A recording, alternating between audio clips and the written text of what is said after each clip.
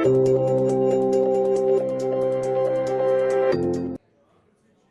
Türk Dövlətləri Təşkilatının üzv və müşahidəçi ölkələrinin yüksək səviyyəli nümayəndə heyətlərinin iştirakı ilə Güclü Ailələr, Güclü Toplumlar, Türk Dövlətlər ölkələrində ailəni dəstəkləyici siyasətlər mövzusunda tədbir keçirilib. Tədbir ailə mövzusuna həsr olunmuş video çarxı nümayişi ilə başlayıb.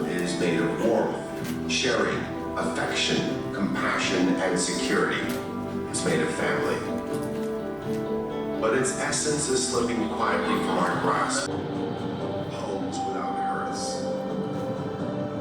Roles rewritten.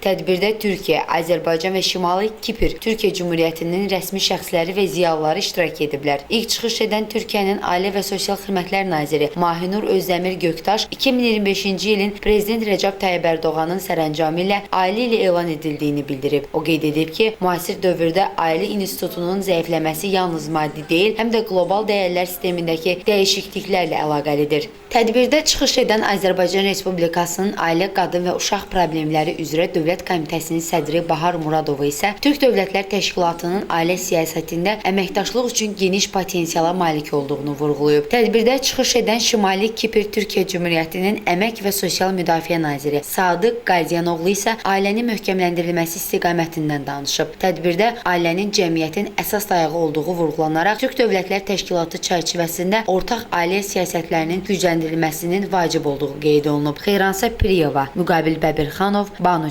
Hüseynli, Səs TV xəbər.